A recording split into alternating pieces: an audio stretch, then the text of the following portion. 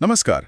आज हम इतिहास के पन्नों में थोड़ा और गहरे उतरेंगे और बात करेंगे दक्षिण भारत के एक बेहद प्रभावशाली साम्राज्य की, चोल साम्राज्य। लगभग 9वीं से 13वीं सदी तक इनका दबदबा रहा। बिल्कुल। और हमारे पास जो स्रोत हैं वो चोलों के शानदार उदय, उनकी प्रशासनिक व्यवस्था, खासकर ये जो गांवों में स्वशासन का उनका तरीका था वो बड़ा अनूठा था। और हाँ, उनकी सांस्कृतिक उपलब्धियों पर भी काफी रोशनी डालते हैं।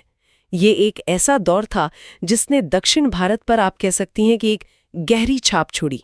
तो आज का हमारा मकसद है इन स्रोतों की मदद से चोल साम्राज्य की कहानी को परत दर परत खोलना।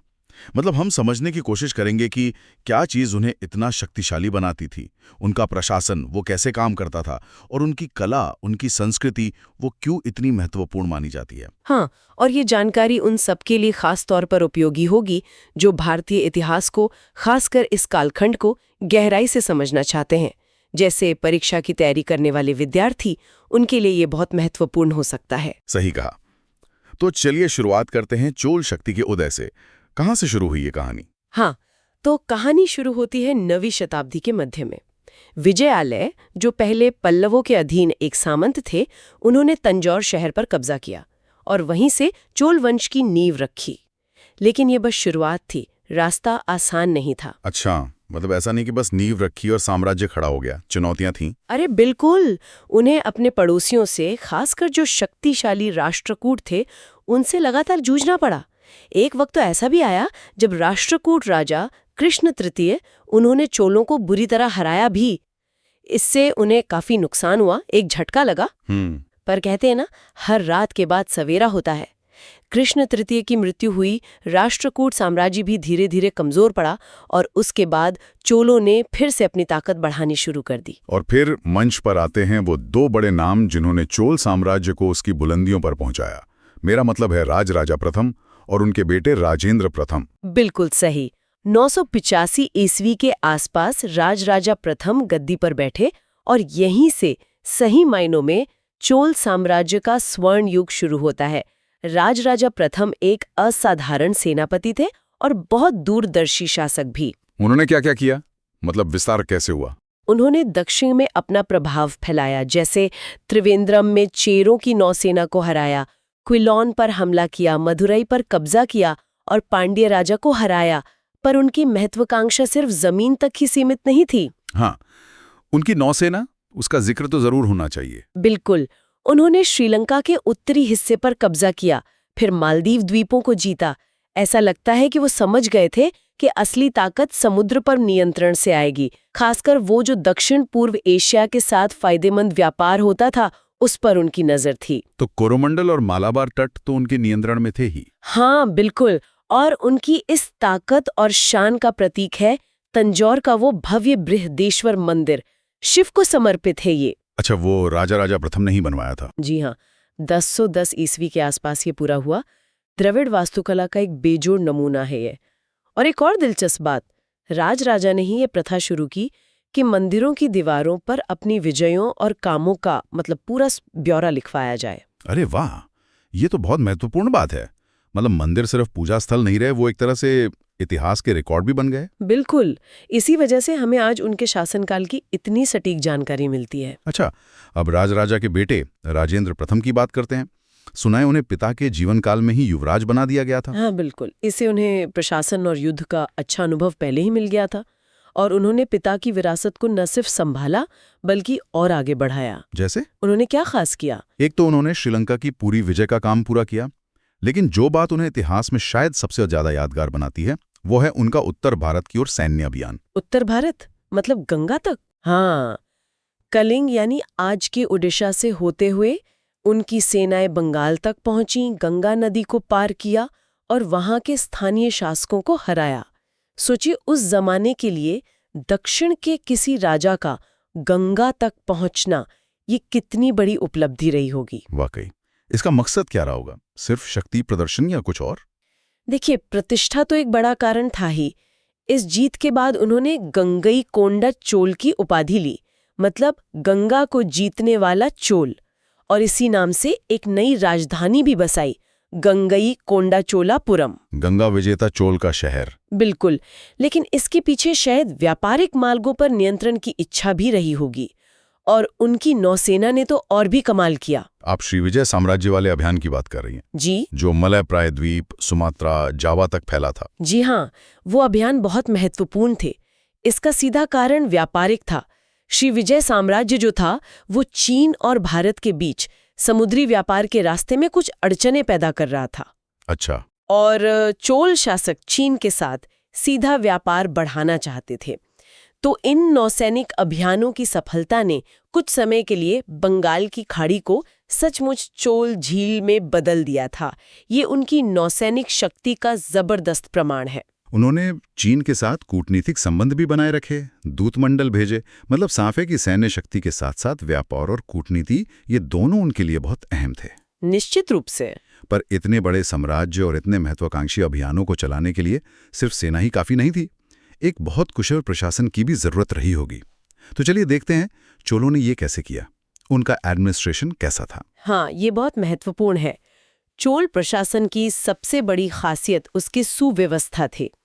राजा बेशक सबसे ऊपर था केंद्र में, और उसकी सहायता के लिए मंत्रियों की एक परिषद होती थी।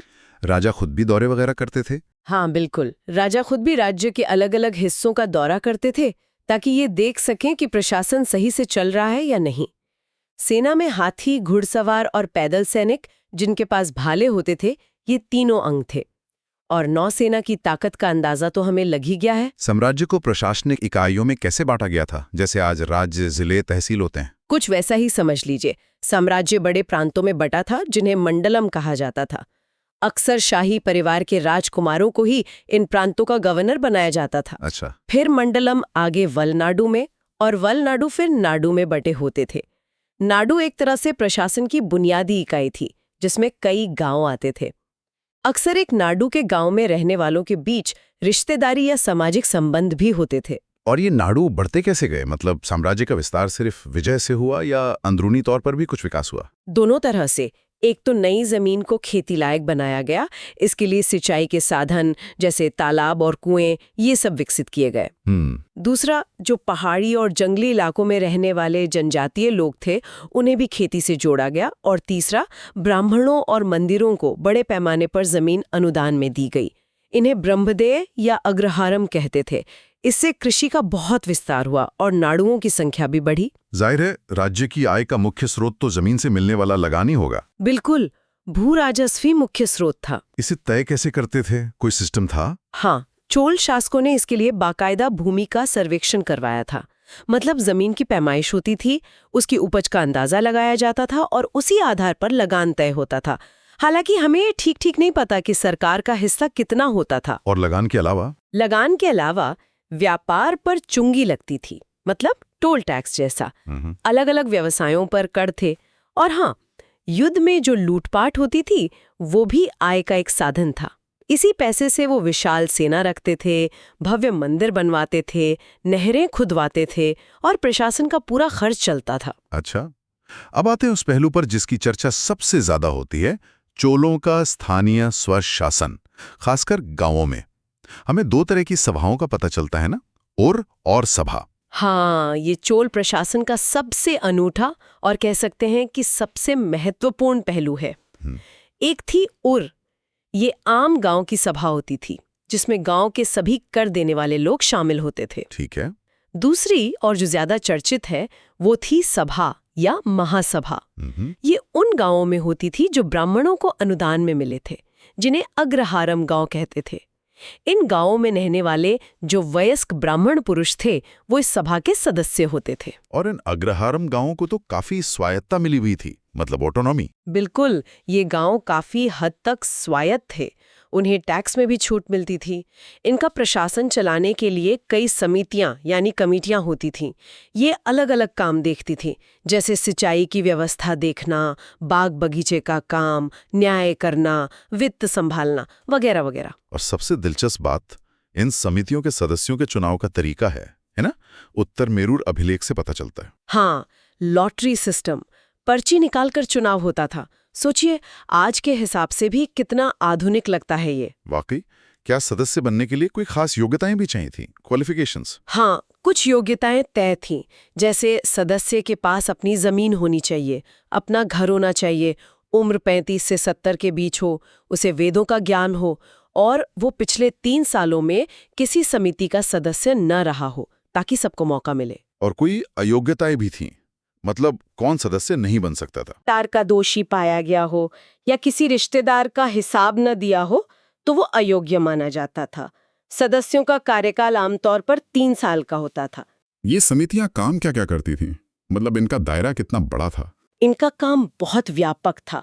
ये गांव की जमीन का प्रबंधन करती थीं, लगान इकट्ठा करने में सरकार की मदद करती थीं, गांव में शांति व्यवस्था बनाए रखती थीं, छोटे-मोटे झगड़ों का निपटारा करती थीं, मंदिरों की देखरेख करती थीं, तालाबों और नहरों का रखरखाव करती थीं और गांव के विकास के लिए योजनाएं बनाती थीं।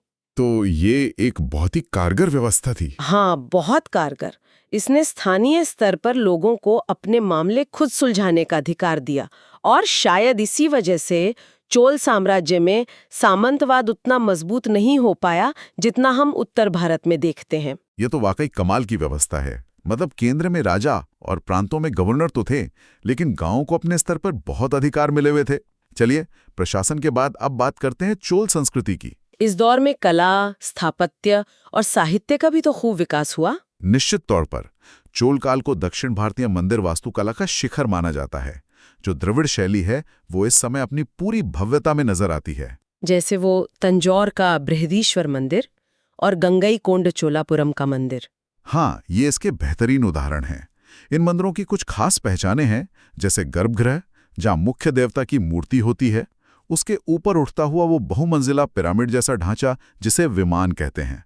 विमान। हाँ, और गर्भगृह के सामने खम्भों पर टिका हुआ हॉल या मंडप, और परिसर के चारों ओर ऊंचे और खूब सजे हुए प्रवेश द्वार, जिन्हें गोपुरम कहा जाता है। समय के साथ ये विमान और गोपुरम और भी ऊंचे और भव्य होते गए। और ये मंदिर क्या सिर्फ पूजा की जगह थे या इनका कोई और महत्व भी था? नहीं, ये सिर्फ पूजा स्थल नहीं थे, ये तो सामाजिक और आर्थिक जीवन के बड़े केंद्र थे। बहुत बड़े परिसर होते थे जहां पुजारी, कर्मचारी, कलाकार, देवदासियां, बहुत सारे लोग रहते थे और काम करते थे। अच्छा। मंदिरों को राजाओं, रानियों, धनी व्यापारियों और आम लोगों से भी जमीन और पैसा दान में मिलता था। मंदिर खुद भी जमीन के मालिक होते थे, खेती करवाते थे, व्यापार करते थे, पैसा उधार देते थे, यहाँ तक कि सिंचाई की व्यवस्था में भी योगदान देते थे। वे शिक्षा और कला के भी बड़े केंद्र थे।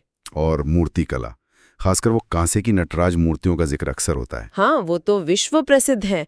चोल काल की कांसे की मूर्तियां, विशेषकर शिव के नटराज रूप की मूर्तियां, उनमें जो गति है, जो भाव है, वो चोल कारीगरों की महारत का सबूत है।